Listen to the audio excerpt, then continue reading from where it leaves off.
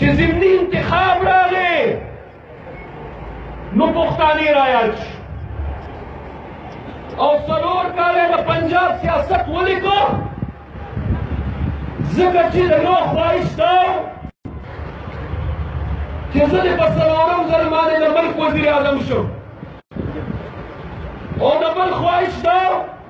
او دا دی چې زه د په لومړني ځل باندې د ملک وزیر اعظم شم او د دواړو دا قوي یقین و چې د پنجاب اکثریت او د پنجاب شکونه راسره وي نو موږ ته به وزیر اعظمي میلاو شي او اوس دواړه دې نتیجې ته رسېدلي دي چې د پنجاب سیاسي میدان ډېر پیچیده شو هلته مقابله د دې ترمنځ ډېره سخته شوه واضح اکثریت د پنجاب نه نواز شریف ته خپل ښکاري او نه واضح اکثریت عمران نیازي ته د پنجاب نه خپل ښکاري دواړه نن په دې کشمکش کې دي چې که په پنجاب کې مقابله دومره سخته شوه نو دا کمې به د کوم ځای نه پوره کوو او چې دواړه کمې پوره کوي نو په سند کې ورته ګنجایش نه ښکاري بلوچستان نے کم نشتا مہاجروں نے ستم نشتا دواړه چې نظر اچوي پښتنو نو څلور کاله پس یو ځلې بیا په پښتنو نظر اچوي په پښتونخوا نظر اچوي د دې لپاره چې کله دې لسیو چې ته کمیږي د پنجاب نه نو چې هغه کمې د پښتونخوا نه پوره کړي نن د پښتونخوا په خاورې ولاړ د خپلو پښتنو په موجودګۍ کې چې زه دا احساس او دا جذبه او دا مینه وینم د دې په بنیاد زه دواړو له جواب ورکوم چې تاسو پوه او پنجاب پوه شه خپل منځ کې هلته سیټونه تقسیموئ خپل منځ کې مقابلې کوئ که دا هم تمه کوئ چې دا کمې به د پښتانه پوره کوي نو واورئ پښتانه نه نواز شریف له ووټ ورکوي نه عمران نیازي له ووټ ورکوي پښتانه به خپلې سرې جنډې له خپلې باچاخانې له ووټ ورکوي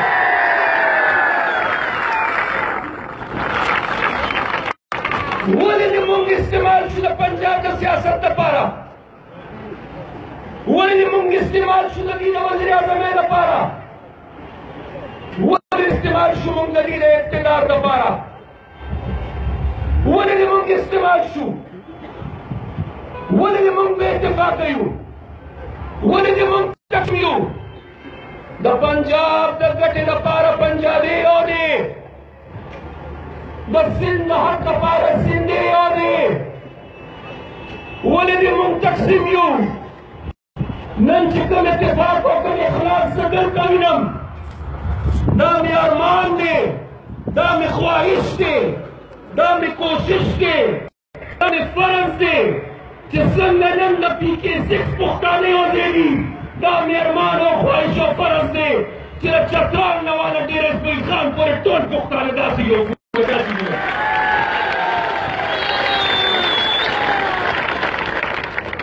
دا حکومتونه داسې دا وزیران داسې دا وزیران داسې وی مونږ ډېره تبدیلي راوستله ډېر څه وکړل نن چې په دې کوم موقع په کوم میدان مونږ ولاړ یو دا مخامخ رنګ روډ دا نوی رنګ روډ دا ولې تبدیلۍ والے جوړ کړی دی د دې پېښور لپاره دا با سکندر خان خلیفه اور او دا مفتی محمود فلای اور دا ولې تبدیلۍ والے جوړ کړي دي بلی ریډینګ هسپتال او د خیبر ټیچینګ هسپتال دا لوی نوي نوي عمارتونه دا ولې دي جوړ کړي دا حیدر خان نه جوړ کړي دا سرې جنډې جوړې کړي دا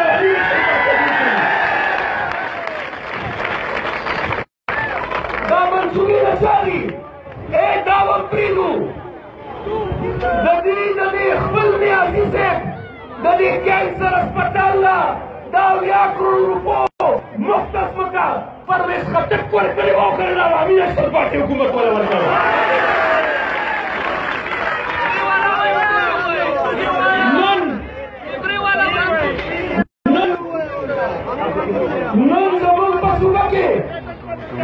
نن زمون په صوبه کې دا څنګه حکومت دی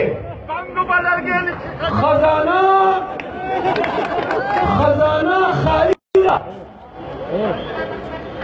نن د منصوبو د مکمل کولو او د شروع کولو لپاره حکومت سره پیسې نشته نن د اربون روپۍ خساره یادم شي هغه وخت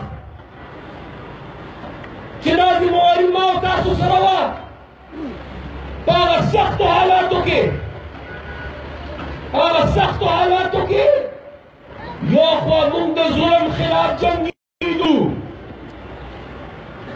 یو خوا موږ هغه اور کابو کو یو خوا زموږ غازیان او زموږ شهیدان داسې وزیران خو زموږ نو لکه دا دي داسې دي دا خو د مومونه جوړ دي مومونه زموږ وزیران داسې وو لکه شهید بشیر بلال او غازي میا افتخار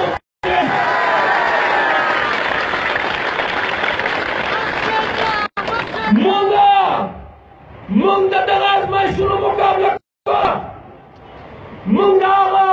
ظالمانو مقابله کوله او د هغې سره پښتنو شناخت ومد انرژي اوانو شو بشر سیوا شو د بجلی منافع مړوړه که هر څومره سخت وخت راغلی و مالي مشکلات په صوبه کې نو دې ته وایي تبدیلي دا تبدیلي ده دا سونامي ده سونامي څه ته وایي چې ستاسو حکومت د دهشتګردۍ مقابله کوله سونامي دې ته وایي چې دوی د ډینګي د یو ماشي مقابله نشي کولی د یو ماشي او بیا الزامات به په مونږ باندې وو الزامات به په مونږ وو چې دا خراب دي په دې پاناما کیس کې اوس زما نوم دی او که د دې یارانو نومونه دي پکې دا آف شور کمپنۍ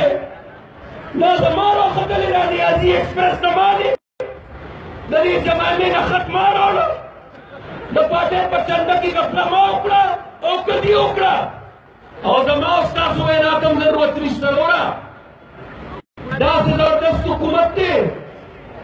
چې ایم ډي اے وایي وزیر غل دی وزیر اعلی وایي وزیر غل دی ګورئ دا وینئ تاسو زمونږ په میدان کې یو ایم پي اے دی هغه وایي صوبایي وزیر یادوي وایي دا غل دی صوبایي وزیر وایي زه غل دی دی غل دی چې تاسو ته وکړه چې وروره اصلي غل څوک دی نو په خپله وایي د ټولو نه لوی نه د ایم پي اے دی او نه د وزیر دی د ټولو نه لوی پرویز خټک دی دا زه نه ویم دا هغوی په خپله وایي په خپله په یو بل سلطاني روان دي او بیا زمونږ د پښتنو معاشره دا کومې ورځ ته مونږ کېناستو دا کوم سیاست ته مونږ وینو آیا سیاست داسې دي آیا دا د پښتنو ثقافت دی دا په تېرو ورځو کې زمونږ خو چا نه عایشه ګلالۍ تعلق د کراکې سره آیا دا الزامات په عمران خان مونږ لګولي دي او په هغې پې لګولي دي او چې بیا کمیټي جوړه شوه نو نیازي صاحب ویل چې ډېر ښه کار وشو کمیټي دې د دې تحقیقات وکړي چې هغې ورپسې بیان ورکړ چې ما سره د ده ټول کرتوتات په موبایل کې محفوظ دي نو په درېیمه ورځ بیا نیازي صاحب نه نه زه کمیټي نه منم زه کمیټۍ ته نه راځم دا حالات دي نن زمونږ دا نن زموږ حالات دي او په حالاتو کې ملګرو مشرانو نن دا الیکشن لګیا دي کېږي. زه تاسو ته یو خبره واضحه وکړم، دې الیکشن ته تش د NA4 په نظر مه ګورئ، دې الیکشن ته تش د یو حلقې د الیکشن په نظر مه ګورئ. کله چې کلاړیان میدان ته کوزېږي که نه،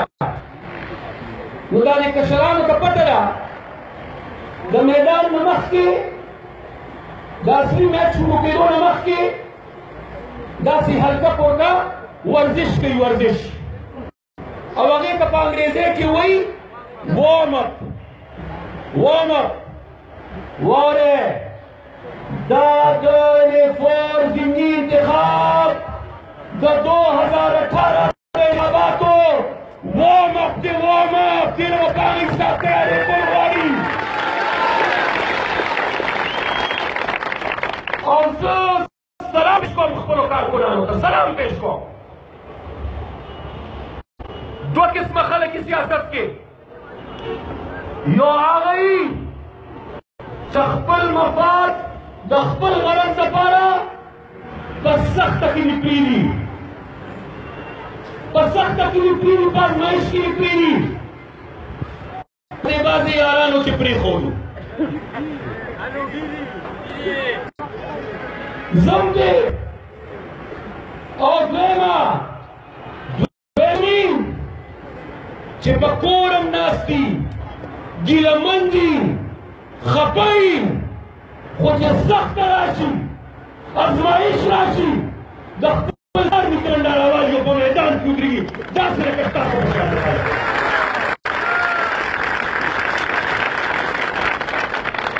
نو هغه دوستانو ته، سابقه دوستانو ته چې یو وخت زموږ د لار ملګري وو، هغوی ته زه دا وایم چې که چا دا خیال وي چې دا عزت، دا رتبه، دا هر څه دا زموږ د ذات په وجه وي، د دې نه لویه غلطفهمي بله نشي غلی. دې کې زموږ د ذات کمال نشته، دا ول د هغې رب العزت رحم و کرم او د هغې نه پس د دې پارټۍ د کارکنانو هغه مینه او هغه عزت چې هغه خپلو مشرانو